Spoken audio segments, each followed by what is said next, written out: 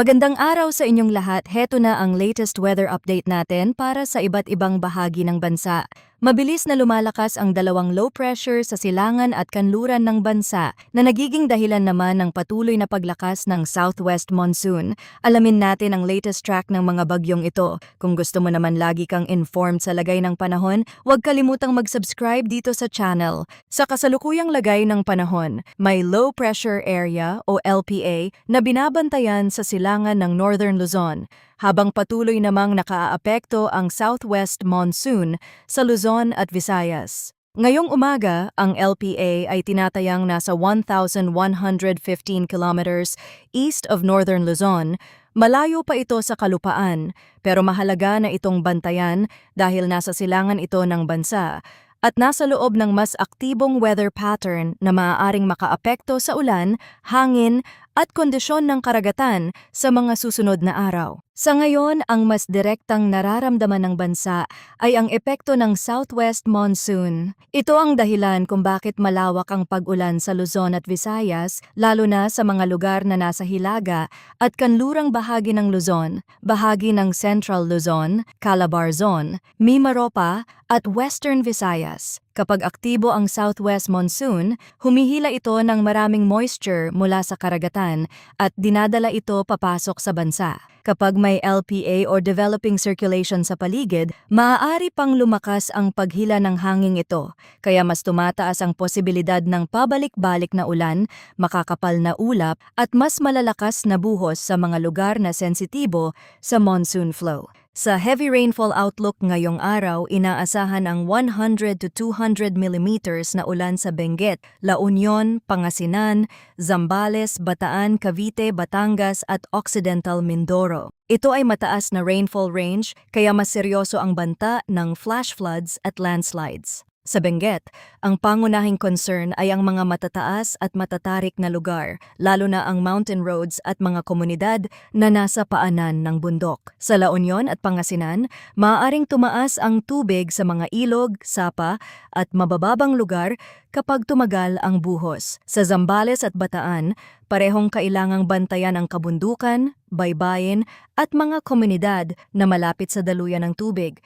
Ngayong araw din, inaasahan ang 50 to 100 millimeters na ulan sa Metro Manila, Ilocos Sur, Abra, Tarlac, Pampanga, Bulacan, Nueva Ecija, Laguna, Rizal, Oriental Mindoro at Antique. Sa mga lugar na ito, moderate to heavy rains ang maaring maranasan, lalo na kapag may active rain band na pumasok mula sa southwest monsoon.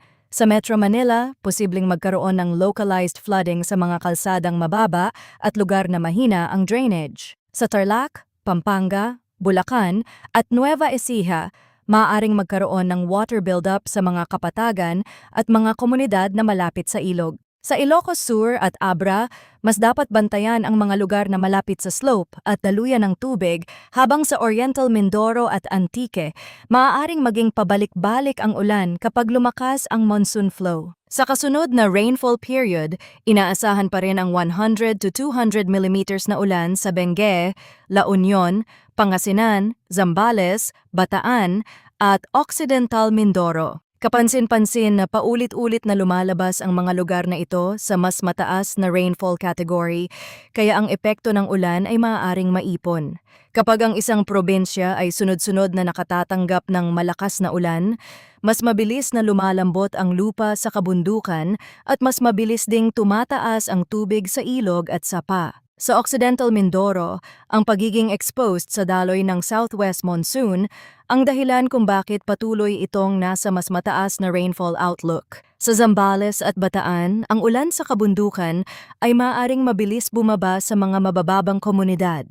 Sa parehong kasunod na period, inaasahan naman ang 50 to 100 millimeters na ulan sa Ilocos Sur, Tarlac, Pampanga, Bulacan, Nueva Ecija, Metro Manila, Cavite, Laguna, Batangas, Rizal at Oriental Mindoro. Ibig sabihin, kahit hindi lahat ng lugar ay nasa 100 to 200 millimeters, nananatili pa rin ang posibilidad ng moderate to heavy rains. Sa Metro Manila, Cavite, Laguna, Batangas at Rizal, maaaring makaapekto ang pabalik-balik na ulan sa trapiko, drainage at mabababang komunidad. Sa Pampanga, Bulacan, Tarlac at Nueva Ecija, ang pag-ipon ng tubig sa mga kapatagan ay dapat bantayan, lalo na kung sabay-sabay ang buhos sa ilang bayan. Sa Ilocos Sur at Oriental Mindoro, maaaring lumala ang epekto kung ang lupa at mga daluyan ay dati nang nabasa. Pagdating ng Thursday, August 20, inaasahan ang 50 to 100 millimeters na ulan sa Ilocos Norte, Ilocos Sur, La Union, Benguet, Pangasinan, Zambales, Bataan, Tarlac, Pampanga at Occidental Mindoro. Ibig sabihin magpapatuloy pa rin ang maulang pattern sa Hilaga at kanlurang bahagi ng Luzon hanggang sa susunod pang period. Sa Ilocos Norte, Ilocos Sur, La Union at Pangasinan, maaaring magkaroon ng pabalik-balik na ulan na makaapekto sa mga kalsada at lugar na malapit sa ilog. Sa Benguet, Zambales at Bataan, nananatiling mataas ang pagbabantay sa landslides at flash floods. Sa Tarlac at Pampanga, posibleng magkaroon ng localized flooding kapag nagtagal ang buhos. Sa Occidental Mindoro, patuloy pa ring maaapektuhan ng southwest monsoon ang ilang bahagi ng probinsya. Mahalagang tandaan na maaaring mas mataas pa ang aktual na dami ng ulan sa mountainous at elevated areas. Kapag ang hanging may dalang moisture mula sa southwest monsoon ay tumama sa kabundukan, mas madaling kumapal ang ulap at mas lumakas ang ulan sa mga matataas na bahagi. Kaya sa Benguet, Zambales, Bataan, La Union, Ilocos Sur, Pangasinan, Abra at iba pang lugar na may matataas na bahagi, maaring mas malaki ang aktual na epekto kaysa sa pangkalahatang rainfall range. Maaari ring lumala ang epekto sa ilang lugar dahil sa significant antecedent rainfall. Para sa forecast weather conditions, ang Benguet, La Union, Pangasinan, Zambales, Bataan, Cavite, Batangas at Occidental Mindoro ay makakaranas ng monsoon rains dulot ng southwest monsoon. Ito ang mga lugar na may pinakamabigat na epekto ng kasalukuyang monsoon pattern. Ang monsoon rains ay maaaring mas malawak, mas madalas at mas mabigat kumpara sa ordinaryong thunderstorm. Sa mga lugar na ito, posibleng magkaroon ng flash floods or landslides dahil sa heavy to intense rains. Sa Benguet, bantayan ang mga slope at mountain roads. Sa La Union, Pangasinan, Zambales, Bataan, Cavite, Batangas at Occidental Mindoro, mas dapat tutukan ang mga ilog, mabababang kalsada, baybaying lugar at komunidad na mabilis maapektuhan ng malakas na buhos. Sa Metro Manila, Ilocos Sur, Abra, Tarlac, Pampanga, Bulacan, Nueva Ecija, Laguna, Rizal, Oriental Mindoro at Antique, inaasahan ang occasional rains dulot pa rin ng southwest monsoon. Ang occasional rains ay hindi nangangahulugang mahina o bihira lamang ang ulan. Maaari itong pabalik-balik sa loob ng araw, may mga oras na hihina o titila, pero maaari ring bumalik at lumakas kapag may bagong rain band na pumasok. Sa mga lugar na ito, posibleng magkaroon ng flash floods or landslides dahil sa moderate to heavy rains. Sa Metro Manila, ang epekto ay maaaring mabilis makita sa traffic at localized flooding. Sa Ilocos Sur at Abra, bantayan ang mga ilog at kabundukan. Sa Oriental Mindoro at Antique, maaaring lumakas ang buhos kapag mas naging aktibo ang monsoon clouds sa western side ng bansa. Sa Negros Island region, rest of Luzon at rest of Western Visayas, inaasahan ang cloudy skies with scattered rains and thunderstorms dulot ng southwest monsoon.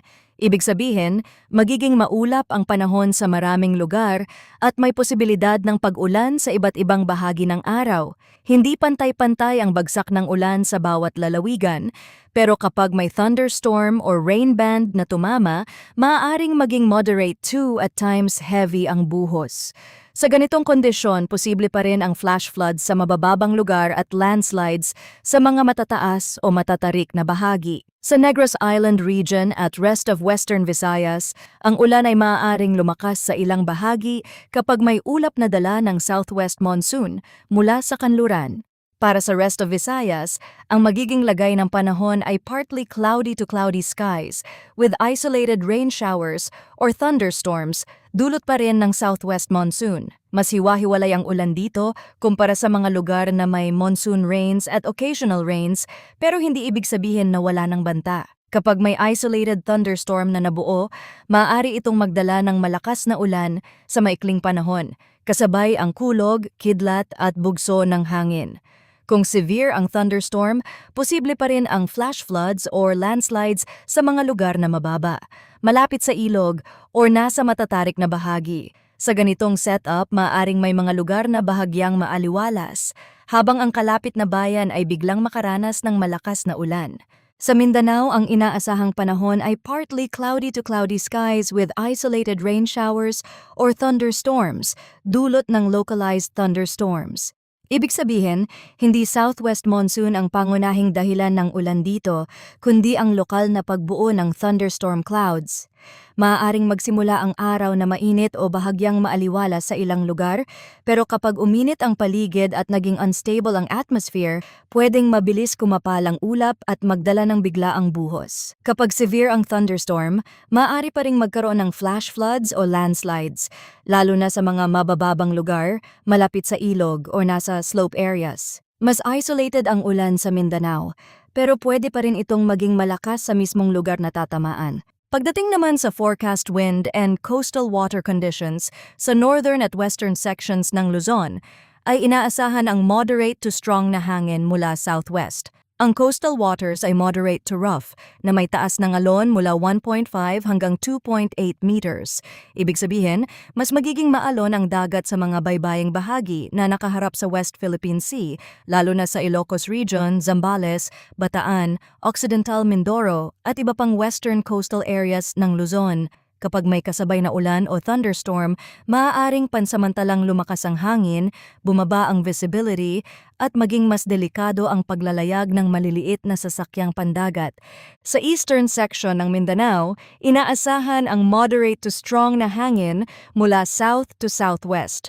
Ang coastal waters ay moderate to rough na may taas ng alon mula 1.5 hanggang 2.8 meters. Ibig sabihin, kahit ang mas malakas na ulan ay mas nakatuon sa Luzon at Visayas dahil sa southwest monsoon, may bahagi pa rin ng Mindanao na maaaring makaranas ng mas maalon na karagatan. Sa mga baybaying lugar sa eastern section ng Mindanao, maaaring maging mas mahirap ang paglalayag, lalo na kapag may localized thunderstorm sa paligid. Ang thunderstorm sa dagat ay maaaring magdala ng biglaang bugso ng hangin at panandali ang pagtaas ng alon. Sa rest of the country, inaasahan ng light to moderate na hangin mula south to southwest. Ang coastal waters ay slight to moderate na may taas ng alon mula 0.6 hanggang 2.5 meters. Sa pangkalahatan, mas banayad ang kondisyon ng dagat dito kumpara sa northern at western Luzon at eastern section ng Mindanao, pero may posibilidad pa rin ng biglaang pagbabago kapag may thunderstorm. Kapag may makapal na ulap sa dagat at biglang pagdilim ng paligid, maaaring pansamantalang lumakas ang hangin at tumaas ang alon. Kaya ang aktuwal na kondisyon ng panahon sa lugar ang dapat pa ring obserbahan, lalo na sa mga biyaheng pandagat. Ngayon naman, tingnan natin ang latest tropical cyclone threat potential. Para sa week 1 mula August 17 hanggang August 23, walang tropical cyclone na kasalukuyang nasa loob ng Philippine Area of Responsibility. Gayunman, may TC-like vortex or TCLV1 na na-develop sa loob ng PAR na may moderate to high likelihood of tropical cyclone formation at inaasahang kikilos patungo sa Taiwan. Ibig sabihin, may circulation na kailangang bantayan sa loob ng PAR at dahil moderate to high ang likelihood ng development, mas mahalaga itong subaybayan sa mga susunod na update. Kahit hindi pa ito ganap na tropical cyclone sa kasalukuyan, ang kanyang posisyon at magiging galaw ay maaaring may epekto sa weather pattern sa hilagang bahagi ng bansa at sa daloy ng southwest monsoon. Sa parehong week 1, may additional 2 TCLVs na maaaring mabuo sa loob ng PMD. Ang TCLV-2 ay inaasahang lilitaw over the eastern boundary ng TCID na may moderate to high likelihood of tropical cyclone formation. Ibig sabihin, ito rin ay system na may mas malaking posibilidad na maging tropical cyclone kung magiging mas organisado ang circulation nito. Samantala, ang TCLV-3 ay inaasahang lilitaw over the northwestern boundary ng PMD, pero low likelihood ang tropical cyclone development nito during week 1. Kahit mababa ang likelihood ng TCLV-3, kailangan pa rin itong bantayan dahil ang mga circulation sa paligid ng PMD ay maaaring makaapekto sa mas malawak na daloy ng hangin para sa week 2 mula August 24 hanggang August 30, ipinapakita na ang TCLV2 ay maaaring pumasok sa northeastern boundary ng PAR na may moderate to high likelihood of tropical cyclone formation. Dahil dito, maaaring maging mas mahalaga ang TCLV2 sa mas mahabang outlook, lalo na kung ito ay lalapit sa loob o malapit sa boundary ng PR. Bukod pa rito, may TCLV4 na posibleng mabuo over the northwestern boundary ng PMD, pero low likelihood ang tropical cyclone development nito during week 2. Sa madaling paliwanag, nananatiling aktibo ang paligid ng PMD at TCID at may mga system na maaaring mabuo o lumapit sa mga susunod na araw. Gamit ang ibang weather model, makikita ang mabilis na paglakas ng sistema sa kanluran at mataas din ang posibilidad na ito ay maging bagyo. Kasabay nito, anumang oras ay posibleng ma-develop ang low pressure area sa silangan. Kapag ang LPA sa silangan ay maging tropical depression sa loob ng Philippine Area of Responsibility, tatawagin itong Bagyong Neneng. Samantala, kung ang system naman sa kanluran ay maging bagyo rin sa loob ng Philippine Area of Responsibility, bibigyan ito ng pangalan na Bagyong Obet. Sa ngayon, mahalagang linawin na ang mga pangalan ay nakadepende pa rin sa development at posisyon ng mga system, pero ipinapakita ng kasalukuyang pattern na aktibo ang paligid ng bansa. Ang posibleng bagyong Neneng sa silangan at posibleng bagyong Obet sa kanluran ay parehong mahalagang bantayan kahit hindi sila tumama o mag-landfall sa kalupaan ng Pilipinas. Ang malaking epekto nila ay maaaring nasa pagpapalakas ng southwest monsoon. Kapag may system sa silangan at may system din sa kanluran, mas lumalakas ang paghila ng hangin mula sa timog kanluran. Sa ganitong setup, mas maraming moisture ang maaaring pumasok sa bansa, kaya mas lumalawak ang ulan sa Luzon at Visayas. Ito ang dahilan kung bakit maaaring manatili ang maulang pattern kahit hindi direktang tumama ang sentro ng isang bagyo sa isang probinsya. Sa kasalukuyang sitwasyon, ang LPA sa silangan ng Northern Luzon, ang TCLV1 sa loob ng PAR, ang posibleng TCLV2 sa eastern boundary ng TCID, at ang system sa kanluran ay nagpapakita na aktibo pa rin ang tropical environment sa paligid ng bansa. Hindi ibig sabihin na lahat ng system ay direktang tatama sa Pilipinas, pero ang kanilang presensya ay maaaring magdulot ng indirect effect. Kapag may developing circulation sa silangan o kanluran, mas nagiging aktibo ang daloy ng southwest monsoon. Kapag lumakas ang southwest monsoon, mas maaaring lumawak ang ulan sa Luzon at Visayas, lalo na sa mga lugar na paulit-ulit ng kasama sa rainfall outlook.